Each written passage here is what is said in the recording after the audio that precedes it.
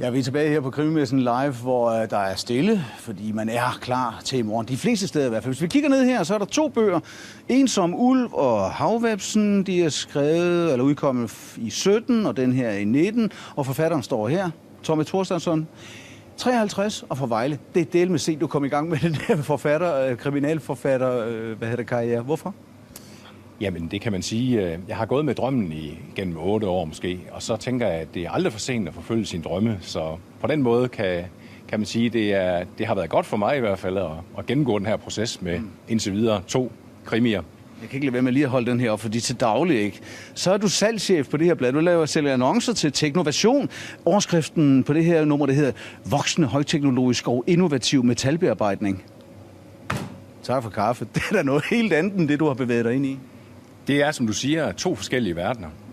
Og det er måske også netop det, som er godt for mig som forfatter. Fordi jeg har et job fra 8 til 16, og så kan jeg gå hjem bagefter og i og for sig udleve min drøm, som er at skrive krimier. Du er en pæn mand, altså man tænker ikke sådan lige umiddelbart. Jo, tak skal du have, men umiddelbart en krimiforfatter.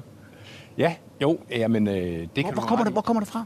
Jamen, det kommer fra den her gamle drøm. Jeg har jo læst rigtig mange bøger selv igennem tiderne, og specielt krimier. Jeg elsker jo for eksempel Jo Nesbø, og der har jeg så haft den der drøm om, at jeg skulle skabe mit eget krimi-univers og min egen persongalleri.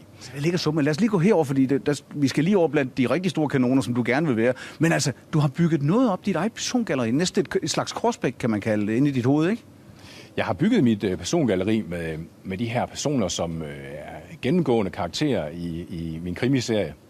Og det er jo sådan noget, du går ind og arbejder med hver enkelt person, og får dem til at fremstå som levende, ægte personer. Og det er sådan noget, læserne lægger meget vægt på, at de skal kunne identificere sig med de her personer og følge deres liv. Så det er på den måde, at det Du kan godt høre det. Ja, det er jo godt høre, det er en fantastisk fortælling. Du springer ud som 51 år, og du er en mand med et job, der er helt anderledes. Og bagved, hvis vi kigger, der har vi alle de store kanoner her. Regner du med, at du skal snart være en del af den der fætter-kusine-fest, som vi snakker om lige før?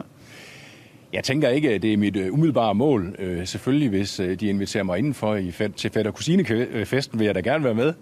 Men mit primære mål, det er selvfølgelig at udleve den her drøm, som jeg har, om at udgive min egen krimiserie, og det er jeg godt i gang med nummer 2 her. Liv, der skønt. Tak skal du have.